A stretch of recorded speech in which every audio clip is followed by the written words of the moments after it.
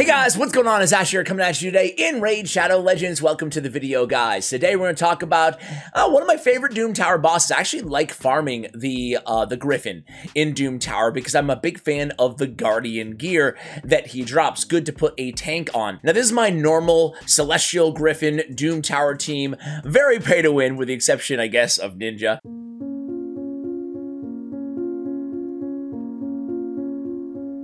But today I want to talk about a free-to-play team that you guys can use even to tackle floor 90 of the Celestial Griffin inside Raid Shadow Legends. But first, we have to change the builds on a few champions. Now this is the team, I'll show you the team first. This team would fail miserably. And by the way, always try to give credit where credit is due here. I've seen a few people talking about this team. I have no idea who thought of it first, but the first upload that I could find on YouTube was by a gentleman called Soda Dragon Gaming. So big shout out to Soda Dragon Gaming. Check out his YouTube channel in the description below, guys. So I have to make some changes on these champions. The problem is right now I have my Scyl built to solo the Nether Spider. I have her on the Nether Spider with Drexthar, just a tag team. Those are the only two champions I use.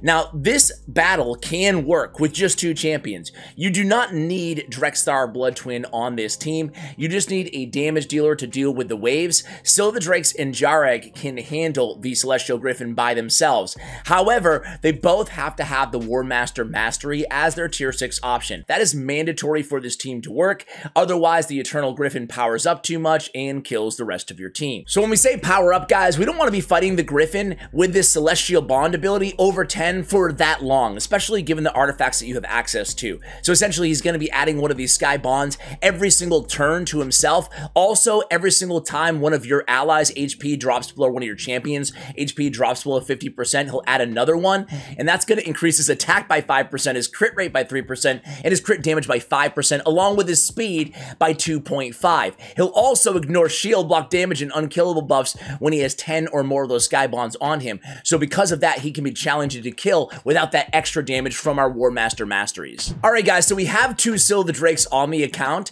In case you missed that video, check it out and put it in the description below. But we ran two Scyl the Drakes and two Visix the Unbowed on the same team. Not the most damage on that team in the history of the world, but still fun nonetheless. Should I just cut this? Should I end the pain? Scyl, we need you to go now, please. Now.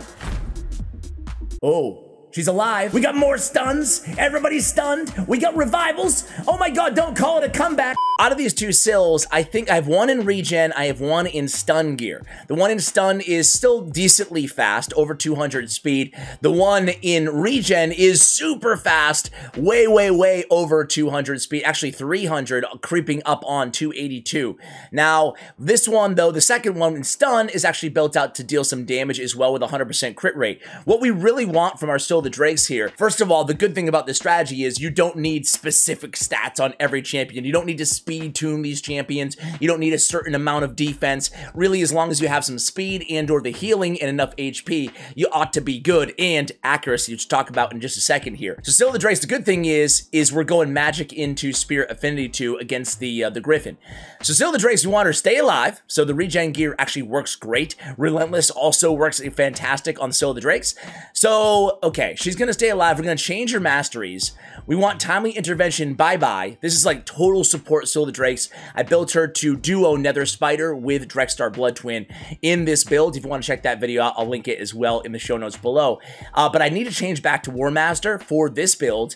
And I think it's going to be easier to do that than to re-equip this Scyl the Drakes into regen gear. So we're going to go ahead and make that change. I'm also going to slow her down a little bit because I want this video, I want to prove to you guys that you don't have to have 282 speed in order to execute this strategy. So I'll show you what I come up with in just a moment here. I just want to talk about the changes before we make them. Jareg, kind of counterintuitively, because you think about the pack leader as being an amazing ability, but we cannot withstand the damage that we'll be taking if we have this ally protect working. So we also need to turn off the pack leader ability, the A2 of Jareg. We do want this decreased attack to land though. Generally speaking, we want over 300 accuracy. You can get away with a little bit lower on Doom Tower Hard when you're fighting against the weak affinity as we are in this case. However, 226 is not going to cut cut it. Again, we talked about War Master being a priority, being mandatory for this strategy on your Jareg. So we're going to go ahead and keep that there. And then I think what we're going to have to do here is just find different gear. He's in a Guardian set, which is really not good right now. I should say not good for this situation right now in this video. So we're going to go ahead and re-gear him as well. And Drexthar Bloodtwin, we're going to leave exactly the same. We'll get rid of this legendary 6-star accessories as well on Jareg. So where is my Drexthar? So Drexthar, again, guys, I just want to reiterate this, is not mandatory on this team. You can 2-man this team yourselves without Drexthar Bloodtwin. You just need somebody in there to help you with the waves. Drexthar can help you out against the Eternal Griffin as well. It's been a long day. This is fine. So guys, I'm gonna go ahead and make those changes. I will be right back. All right, guys, so we switched up Scyl. As I said, I wanted to make her slower so we can have a more realistic speed. So we put defense with Scyl, still a little bit of speed on there, but now much slower. We also changed her mastery, took War Master, got out of the defense tree, got rid of timely intervention, picked up all the healing masteries, foregoed the accuracy masteries, and anything else here of note. I guess Life Drinker heals by 5% of the damage inflicted when attacking with 50% HP or less, which has a nice synergy with War Master or Giant Slayer, any of those 2 tier 6 options. So that is the new Scyl. The new Jareg, as I mentioned, we're not going to touch Mr. Drexthar in today's video. We are going to go into Jareg though. Again, he does have War Master already. That's good. He has lasting gifts. I should mention too his passive, right? Plays a continuous heal buff on an ally for 1 turn whenever their ally loses 20% or their max HP in 1 hit. And again, that decreased attack. So we bumped his accuracy all the way up to 348. I ran out of silver, so I could not replace my banner, but I did get rid of the other legendary crap in there just to make it, again, a little bit more accessible for you guys. I have him at 230 speed. I'm not really concerned with his crit rate or his crit damage. Again, most of that damage is going to be coming from the War Master procs. He has a bunch of HP. He has a decent amount of defense. So here we go, guys. Let's go ahead and run this team together and see how we do. Be right back. All right, guys, we have the team ready to go. Obviously, we have Jareg in the lead with the HP in all battles by 33%. Not a bad aura, right? So as you guys can see, it's going to take us a minute or 2 to get through these first 2 waves. These 2 waves, this is Doom Tower Hard, level 90, floor 90. So, of course, this team will work even better on easier dungeons, especially if you don't have them fully maxed out, fully booked, or fully upgraded in terms of all their artifacts. So what we're going to do here is let Drexthar kind of do his thing, get through these waves for us, and then I'm going to come back to you guys once I am at the Eternal Griffin. Come on, Ash! I am back. What it do, baby?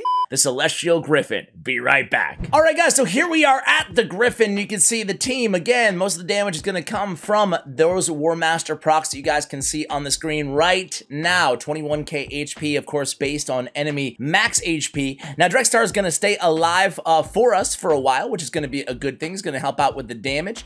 And as I mentioned, I did turn the A2 of Jareg off. So the Drakes, I kept her revival on. We'll see if we need it here or if we could have just shut that off as well. Now, the reason I kept it on is because if she revives, think about it. If she revives Drexthar, he's probably going to get enough damage to justify that quick ally protect, and it's probably going to be towards the end of the fight where the Griffin has about 20 of these Eternal Bonds stacked, and he's going to be dealing an absolutely ton of damage. So it's more of a fail-safe here, but we'll see how it works. So far, so good, but remember, at 10 Eternal Bonds, this is when he starts dealing a ton of damage, right? This is where things get very dangerous. So it's nice to have the continuous heals, though. Got to be careful about the heal reduction, though. Got to be careful about that debuff. Of course, important that we get those procs, that we keep everybody healed up, but his bonds go up pretty quickly. Now, of course, there's nothing saying that you guys have to have a 3-man team or a 2-man team for this boss. Obviously, run 5 champions, run extra support. So things still looking good here. It's not going to be a speed run, ladies and gentlemen. It's going to be around 6 minutes, but again, it's not about speed. At least with me, it's not about speed. Who cares how fast you can execute a run like this? I care. I care. I do. It's more about, okay, can you actually win? Can you consistently win a round like this or a run like this? So here we go, guys. You can see, not too bad. We did go ahead and revive Drexthar Bloodtwin, which is worth noting here, and still things are working out for us. So I forgot to turn off the revival, and it looks like it's not that big of a deal. Down goes Drexthar, down goes Drexthar. There he goes. Still, the Drake's not going to be able to heal herself up, but it's okay. We get the job done, and the Griffin is down. So again, guys, you do not have to use Drexthar Bloodtwin. You do not even have to use him at all in this comp. If that is the case, though, if you decide not to use Drexthar, you want to use a different kind of wave nuker, go ahead and run Jareg in lifesteal gear. It's going to keep him alive longer, obviously, once you actually get to the Griffin, where he'll likely be tanking for your team. So guys, I hope you enjoyed this team composition. Jareg is money in Doom Tower. He's one of those champions like Doom Priest, like Drexthar Bloodtwin, like Scyl the Drakes, whose value just went up, up, up after all of these bosses have been released thus far on Doom Tower. Hopefully you enjoyed this video, guys. Thank you so much for watching all the way till the end. Again, give some love to all of us. Basically go out there and find anybody who I could, Soda Dragon Gaming and anybody else who I could who mentioned this comp. I'll include their videos as well if you want to check them out in the show notes below. Thank you for watching, and as always, take care, guys.